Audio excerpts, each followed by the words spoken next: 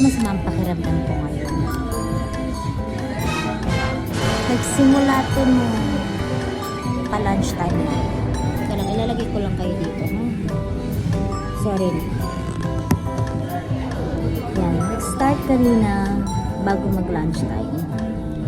Tapos, parang sumama yung pakiramdam ko bigla. Like, hindi ko ma-explain. Like, parang nahapo ako bigla. Ganun. Tapos parang susuka ko na parang may nakabati sa akin. Yung ganun. Parang nausog ako. Ganun. Lintik na nausog na. So, ayan. Well, kasi siguro na-overwhelmed ako. Kasi sa office ngayon, medyo yung pangalan ko kasi ngayon ay matunog sa office. Kaya ang dami mga nag-wish sa akin, nag-well wishes sa akin. Hindi ko pa kasi masabi, no? Kasi nga, masyado pong maaga. And I don't want to malay mo, hindi ko alam eh. Hindi ko kasi masabi. Hindi dahil sa hindi, ayoko ma-jinx kasi hindi naman ako naniniwala sa ganun. Kasi kung para sa akin, I always have that faith. Pag para sa akin, kahit ano pang ayaw ng ibang tao, ibibigay sa akin at ibibigay sa akin ng Diyos. So, I don't want to talk about it lang. Kasi, may pa kasi kaasikasuhin. So, ayun. So, sa office, kanina, simula kahapon eh. Daming bumabati sa akin, ganyan. And then, ayun. Sumasaya pakiramdam ko. So,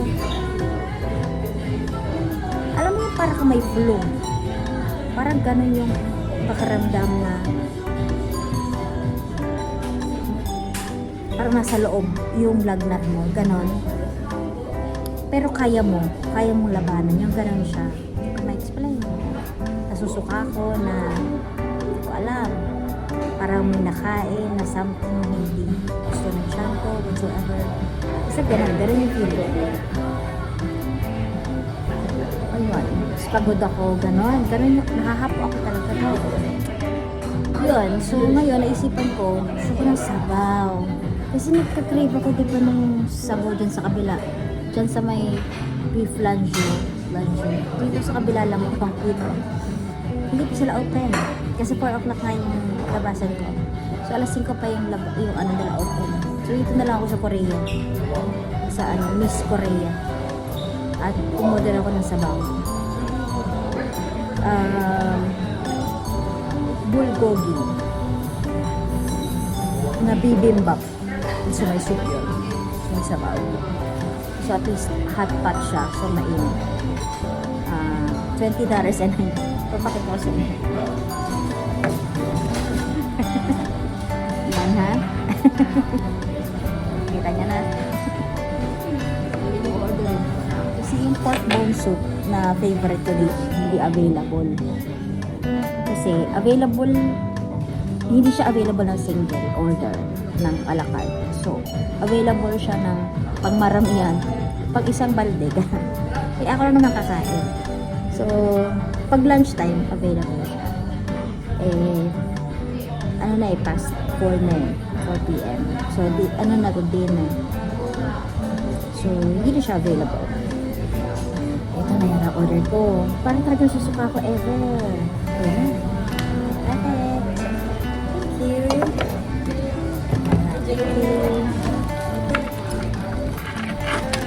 Wala ko may sabaw dyan.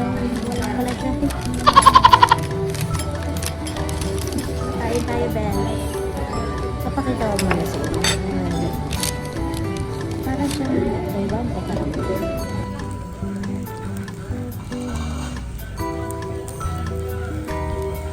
Walang sabaw dyan. Hello there. So, walang sabaw. Akala ko may sabaw. Rice pala. May rice na pala siya. Hindi kasi ako nag-order nito. So, may rice siya on top of this Okay, I'll go.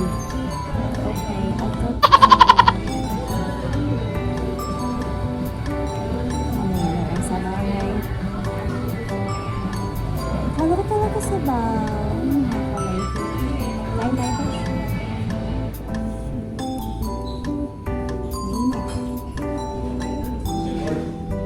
Ay, ang init. Dali. Pause na.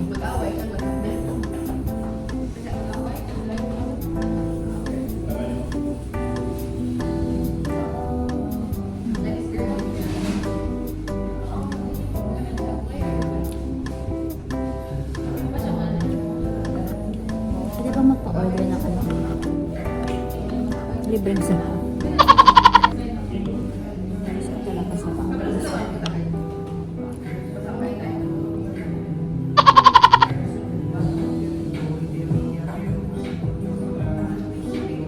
Ano karinderya? Ang order ng ano?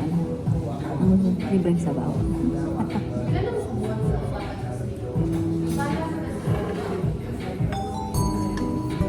Hindi ako adventurous sa pagkain. Kung ano lang yung standard, yun ang in-order ko. Boring ko. Ganun na kayo. Enjoy ako. Ulit-ulit. Alam mo, loyal. So ito, first time ko to order. Kasi nga, lagi ko na-order lang yung papa-lunch or dinner. Yung isang balde nga, diba? Or lunch. Pag magsisolo lang ako ng lunch kung magagaling sa office, tapos magkirig ako ng lunch.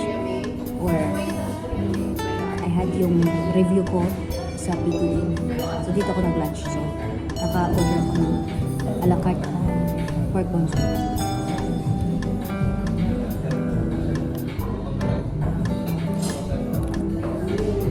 Ako sa Pilipinas, upang Pinoy na lutuin. Kahit yung araw na sinigang. Kaya sa simple lang ako.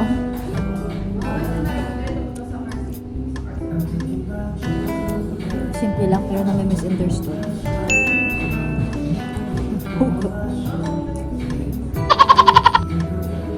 Simple lang yung kalagayan pero na may misunderstood.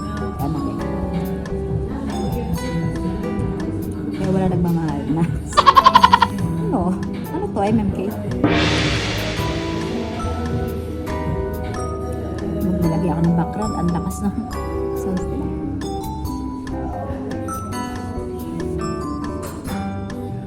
Akala ko talaga may sarang. Then I'll get over.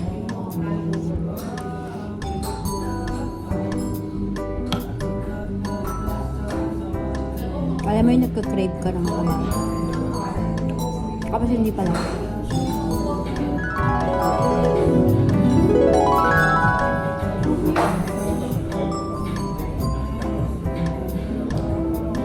Hindi gusto ko makain ng chicken feet.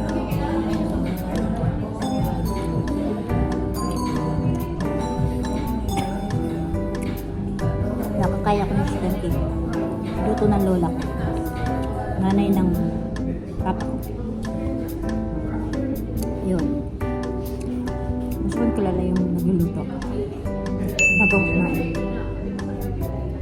May trust issue ako eh.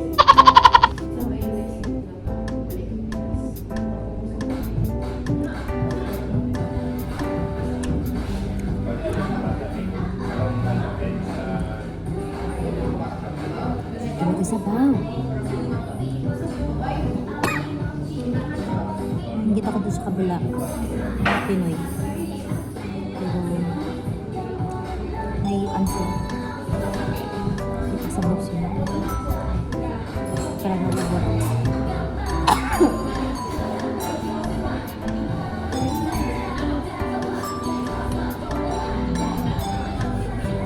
Siguro alam mo yun, yung immune system ko, nilalabanan yung winter. Yung lamig. Kaya feeling ko ganun.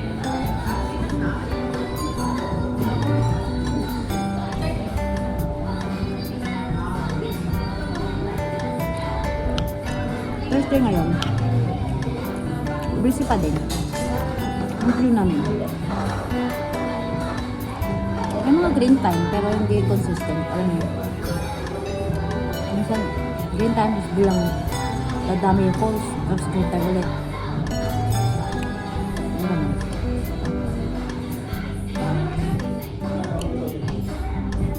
Sa Pilipinas, naalala ko.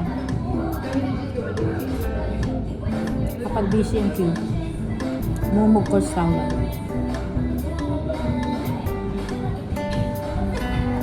Hindi ka pwedeng, not hindi pwede, but limit yung pag-break, pag-bathroom break mo, pag-personal break mo sa Pilipinas.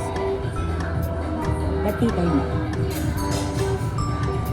Ang pag-bathroom break naman, hindi mo kailangan magpaalawanag or magpaalam. Mag-ox ka agad.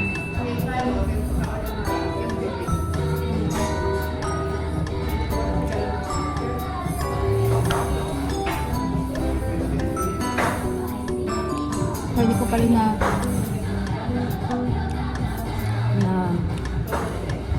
interview yung mga kasamahan ko. Tapos promise. Not promise mo. Ganun ka naman siya. Which is ako. I will interview them and check their process about their visa. Ako international students din sila before. Yan. Busy eh.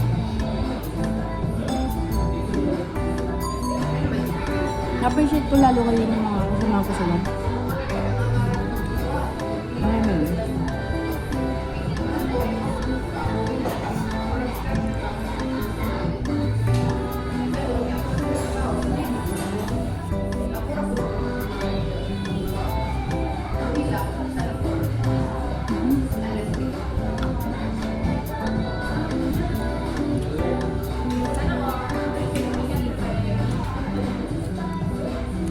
Yung mga kasama ko,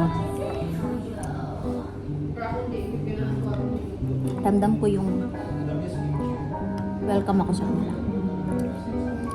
Kapag po nasa ibang lugar ka, tapos may ano sa'yo, mangdadarang sa'yo, may magbabuli sa'yo, hindi ka magiging masaya, hindi ka magiging happy yung ginagawa mo. Kasi everything mo sila makikita. So, pegasal ko talaga yun. Sabi ko, Lord, sana yung mga kasama ko sa trabaho, mababae. Welcoming. Welcoming naman. We have 2 offices. Dito sa Hobart at saka sa Launceston. So both groups, both offices, welcoming naman sila.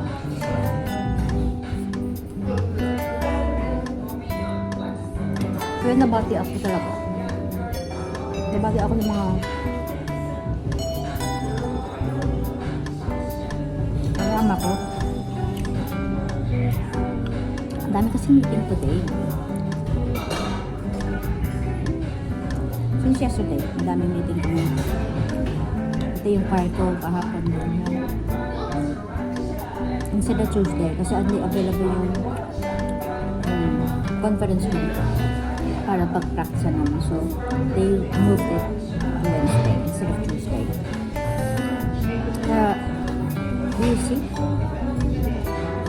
This is schedule.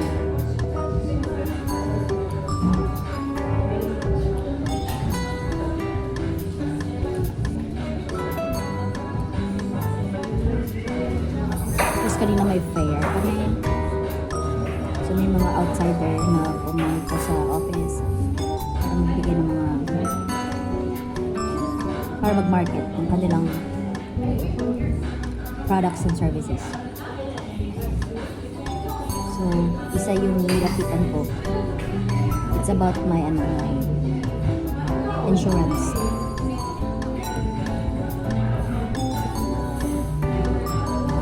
Kasi dito boss, kailangan meron kang health insurance. Tapos if you're already 491 visa holder, hanggang sa permanent resident, hanggang sa Australian citizen, you should have Medicare. And then optionally yung meron ka pang private insurance.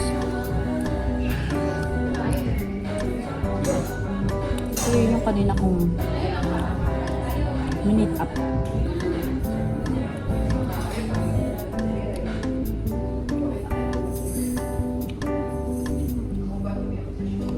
Nag-crave talaga ako sa sabaw. May sabaw. Cup noodles na lang. Tsaka yung ulam namin mamaya ang pinakbet. Yung mga gulay. Which is makatulong sa immune system ko. Kasi nga nanlumay ako ngayon. Isa ka ba? Basta. Basta yun na yun. Hindi rin sa kaagad. Ang bilis naman.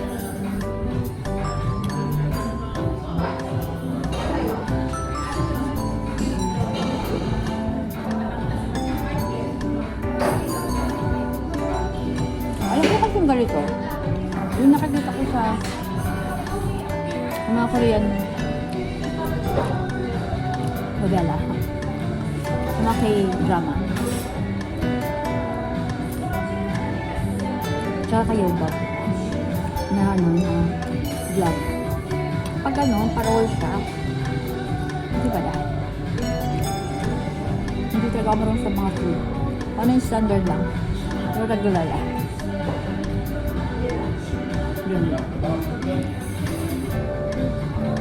Social muna po ang vlog nito.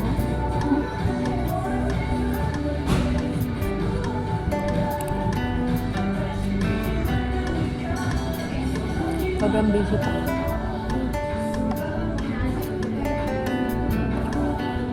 Ubus na yung laman sa taas.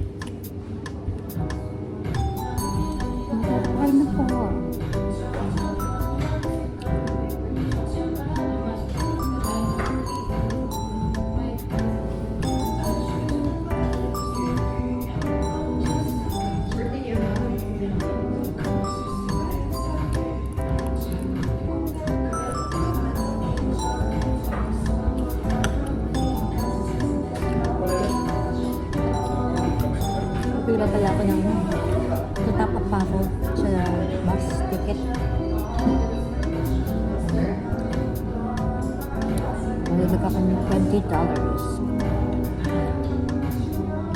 Kasi yung bus fare dito,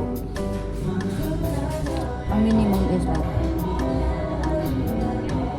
and something.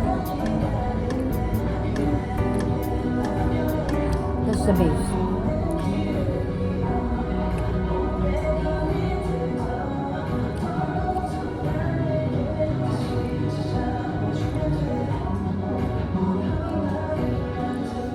Dito sa Tasig, isang beses ka lang magtatap.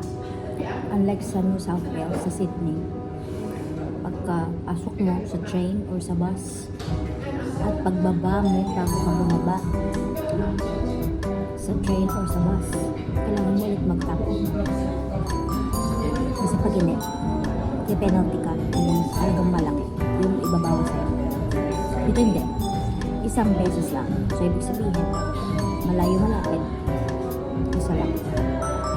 Isa lang yung fare. Excuse me.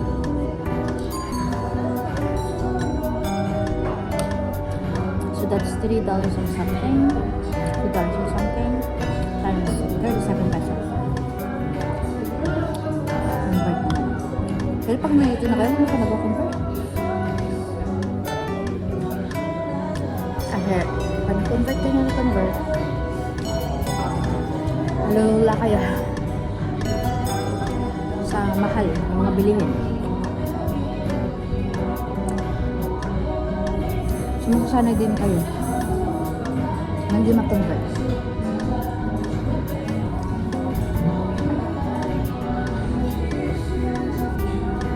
Inisip ko yung kinain ko kanina. Lumang kanin.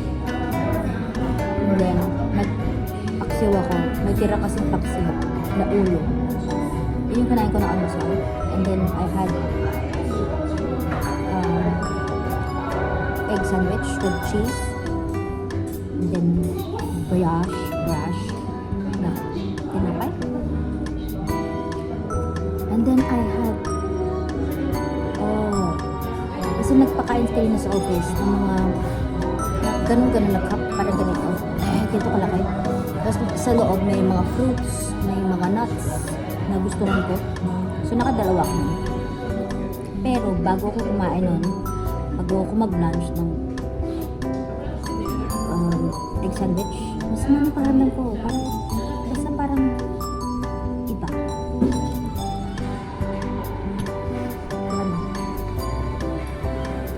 Sorry. Ang gadulos.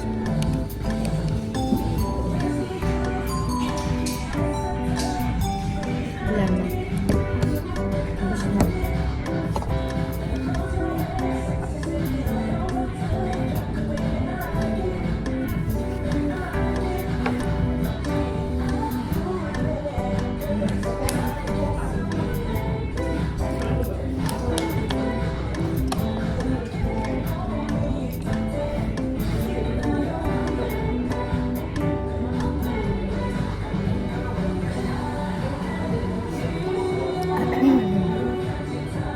Talaga ako may nagnat sa loob.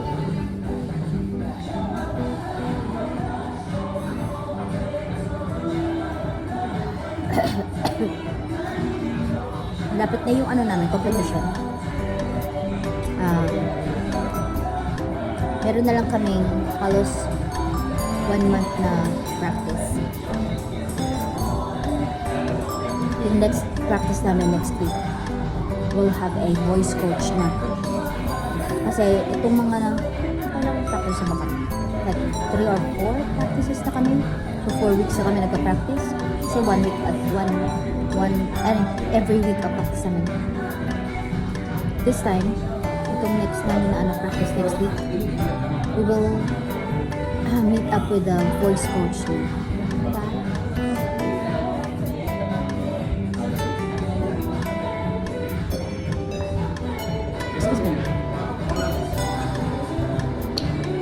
So, ayun. Interesting. May voice coach kami. It's just okay. That would be cool. Kasi yung mga kasamaan ko, yung mga connections kasi sa wala. Okay. Dahil okay. So, hanggang dito na lang ang ating vlog. Kita-kita ulit tayo next kong vlog. Napaka-entertaining nito. Informative, entertaining.